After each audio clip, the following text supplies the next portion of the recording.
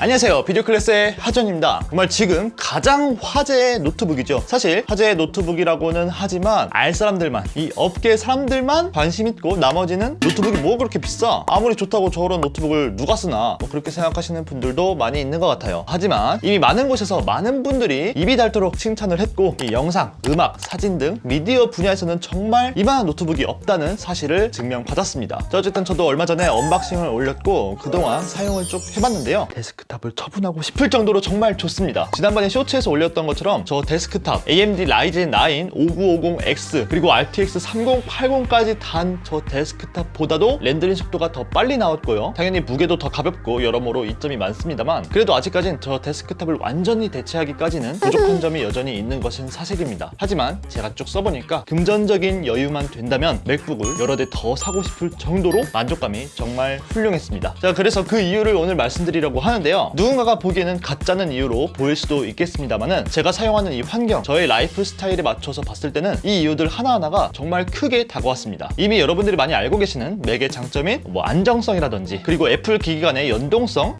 간지 뭐 이런 거는 제외합니다. 정말 개인적일 수도 있는 그런 이유를 말씀드릴게요. 참고로 제가 구매한 맥북 프로는 이렇습니다. M1 맥스 프로세서 중에서 32코어 GPU를 탑재한 모델이고요, 그리고 32GB 램을 탑재하고 있습니다. SSD는 1TB고요, 그리고 데스크탑은 AMD Ryzen 9 5950X에 RTX 3080 그리고 64GB 램, 3열 CPU 스냅 쿨러에 번쩍번쩍한 외관을 가진 RGB 케이스도 있습니다. SSD는 1TB일 거예요 아마. 일단 첫 번째 이유는 바로 소음입니다. 사실 이 소음 부분이 저에게는 가장 큰 이유라고 볼 수 있는데요, 일단 데스크탑은 소음이 굉장히 큽니다.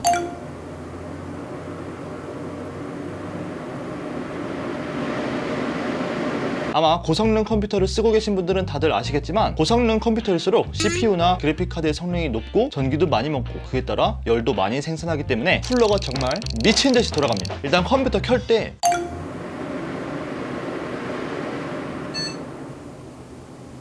이런 소리가 나고, 그리고 좀 시간 지나면 잠잠해지다가 크롬 한번 켜면은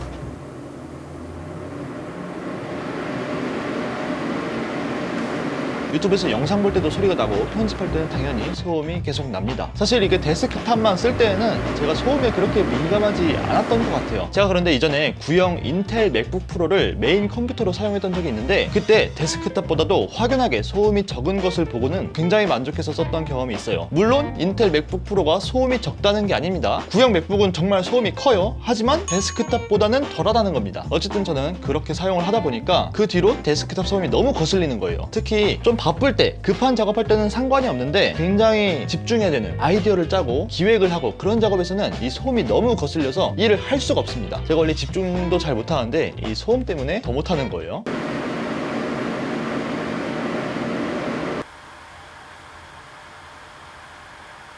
또 그리고 이렇게 촬영할 때도 마이크에 소음이 들어가서 튜토리얼에도 잡음이 들어간다든지 그런 일도 당연히 있고요. 저는 그래서 그런 것 때문에라도 노트북을 사용하면 소음이 훨씬 더 적기 때문에 너무나도 만족스러운데, 이번 신형 맥북 프로는 성능이 데스크탑에 준하면서도 소음이 정말 적습니다. 이런 성능을 내는 그 어떤 컴퓨터보다도 소음이 적기 때문에 이 점에서 저는 아주 만족합니다.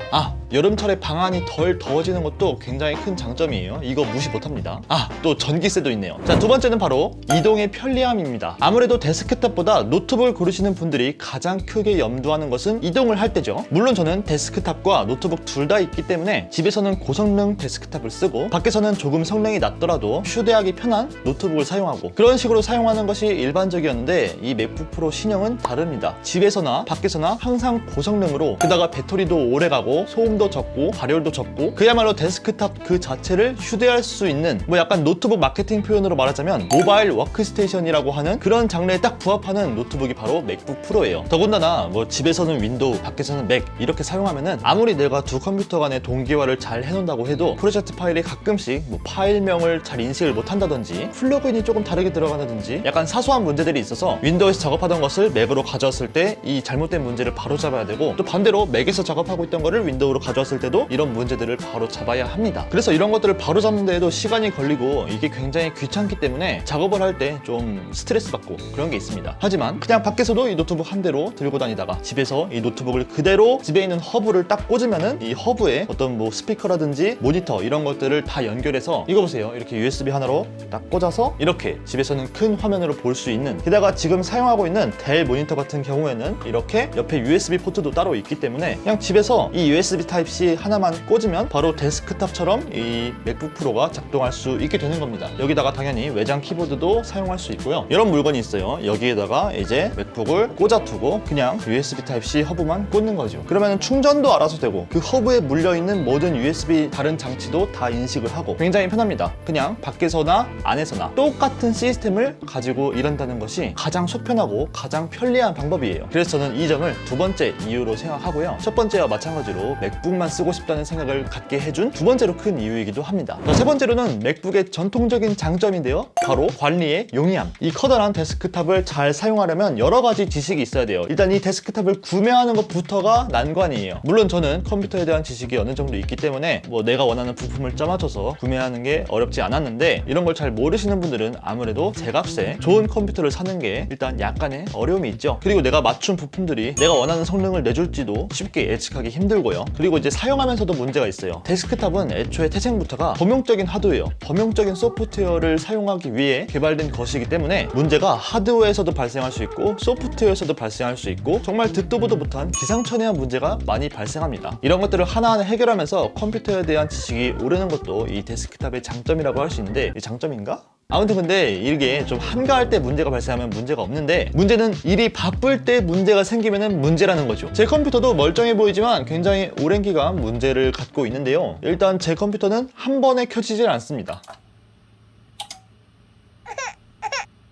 이게 어떤 문제가 있을까 싶어서 램도 바꿔보고 그래픽카드도 바꿔보고 심지어 파워까지 바꿔봤는데도 문제가 나아지질 않아요. 그래서 이제 바꿔야 될 것은 메인보드 아니면 CPU인데 그 정도면 다 바꾼 거 아닌가요? 아무튼 이런 골치 썩히는 문제가 많은데 뭐 맥북이라고 그런 게 없는 건 아닙니다만, 아무래도 애플이 작정하고 내 소프트웨어를 사용할 내 하드웨어만 딱 만들었기 때문에 문제를 해결하는 것이 훨씬 더 쉬울 뿐더러 문제 해결을 위한 도움받는 것도 훨씬 쉽습니다. 물론 데스크탑도 어렵지 않아요. 하지만 그건 어디까지나 컴퓨터를 좋아하시고 컴퓨터에 대한 지식이 있는 사람들에 한해서지, 일반인이 아니라 뭐 영상을 다루는 전문가들도 컴퓨터에 대해서 지식이 그렇게 높지 않을 수 있단 말이죠. 그런 분들은 이런 거를 쉽게 해결할 수가 없습니다. 그래서 브랜드 노트북이나 애플 제품이 잘 팔리는 거예요. 세상은 가성비가 좋다고 다 해결되는 게 아니기 때문이에요. 자, 네 번째로는 이건 개인차가 굉장히 큰 장점이기 때문에 이를 넣을지 말지 고민했는데요. 말하자면 사용감입니다. 이것도 맥이라는 시스템의 전통적인 장점이죠. 저는 2011년부터 맥을 사용했습니다만 사실 옛날 맥은 그렇게 막 사용감이 썩 좋다라고는 못 느꼈습니다. 하지만 점점 발전을 하면서 맥은 지금 정말 쓰기 좋아졌고, 그냥 좋아졌을 뿐만이 아니라 윈도우를 뛰어넘는 편리한 기능들이 굉장히 많고, 맥을 조금이라도 써보신 분들은 그거 없으면 더 이상 작업이 힘들 정도로 정말 편리한 기능들이 많습니다. 뭐 예를 들면 파인더에 있는 탭 기능, 이거는 파일 같은 거 찾을 때 굉장히 유용하죠. 이거 윈도우에서도 하는 방법이 있는데 서드 파티이기 때문에 아무래도 윈도우에서 공식적으로 만든 게 아니라서 뭔가 문제가 있을 수도 있고, 그리고 너무 기능이 많고 복잡해요. 그런데 맥은 정말 딱 애플 스타일로 되게 깔끔하게 잘 만들어 놨습니다. 그리고 미션 컨트롤 기능을 이용해서 다른 앱으로 빠르게 전환하는 것부터 해서 데스크탑 여러 개 만드는 기능, 이것도 미션 컨트롤인가? 아무튼 그래서 여러 개의 화면을 슬라이드해서 샥샥샥 작업한다든지 뭐 이런 기능들 다 윈도우에도 있긴 있습니다만 맥처럼 매끄럽게 작동하지 못하죠. 그래서 제대로 쓰는 사람 잘 못 봤습니다. 또 맥에는 스페이스바를 꾹 누르면 미리 보기도 되죠. 이것도 굉장히 편리합니다. 뭐 이런 것들을 네이티브로 아주 매끄럽게 지원하기 때문에 사용하기 굉장히 편리하다는 인상이 있고, 또 윈도우에 비해서 맥은 바이러스에 조금 더 안전하기도 하고요. 뭐 여러모로 이전 이유에서 말했던 관리의 용이함부터 사용할 때도 편리한 그런 장점을 가지고 있다라고 볼 수 있겠습니다. 자, 그렇다고 맥의 단점이 아예 없는 건 또 아니에요. 뭐 여러분이 이미 잘 알고 있는 것처럼 일단 맥은 게임이 잘 안 됩니다. 되는 게임이 있고 안 되는 게임이 있어요. 사실 윈도우에서는 모든 게 다 되잖아요. 그런데 맥에서는 안 되는 게임이 정말 많고, 뭐 롤, 그리고 또 뭐가 되는지 모르겠어요. 아무튼 그 정도로 저는 뭐 사실 게임을 안 하기도 하고, 그래서 저에게는 큰 해당이 안 되지 되지만 게임을 즐기시는 분들에게는 아무래도 이 점이 굉장히 큰 부담으로 작용할 수 있다는 것을 알고 있어요. 그리고 뱅킹을 이용하는 것, 공공기관 사이트를 이용하는 것도 뭐 옛날에 비해서 지금 굉장히 많이 개선이 됐습니다만은 아직도 제대로 안 되는 경우가 많아요. 물론 이거는 윈도우도 마찬가지입니다. 윈도우에서도 제대로 안 돼가지고 굳이 인터넷 익스플로러 그 지원 끊긴 거 그거 아직까지 사용하게 하는 그런 사이트도 굉장히 많죠. 뭐 이러한 단점들은 다 여러분이 아시고 있는 거고, 이번에 제가 느낀 좀 특징적인 단점들을 말씀드리자면, 첫 번째로 폰트 호환 문제가 있는 것 같아요. 기본적으로 PC에서 돌아가던 폰트 파일들 TTF, OTF 또는 설치 파일 이런 것들은 당연히 잘 작동을 합니다. 그런데 문제는 제가 사용하고 있는 프리미어 프로에서 이 폰트를 잘 인식을 못하는 경우가 있더라고요. 그래서 같은 폰트인데도 잘 인식을 못하는 경우도 있었고, 이게 됐다 안 됐다 하는 거라서 어떤 환경에서 문제가 일어나는지 분석할 수도 없어요. 자, 그리고 두 번째로는 프로그램 호환 문제가 아직까지는 있다는 겁니다. 기존 맥에서 사용하던 프로그램도 지금도 차차 나아지고 있고 많이 나아진 상태이지만 프로그램 개발이 끊긴 경우에는 옛날 프로그램을 쓸 수 없다는 것이 또 단점이에요. 그래서 최신 프로그램은 괜찮지만 옛날 프로그램들은 잘 안 돌아간다. 그리고 이건 저만 그런 줄 알았는데 와이파이 속도 이슈가 있더라고요. 언박싱 때 이거는 편집된 부분인데, 초반에 와이파이 접속하고 소프트웨어 업데이트를 위해서 이 다운로드를 받는데 속도가 너무 느려가지고 이거 뭔가 잘못된 거 아닌가 싶을 정도였어요.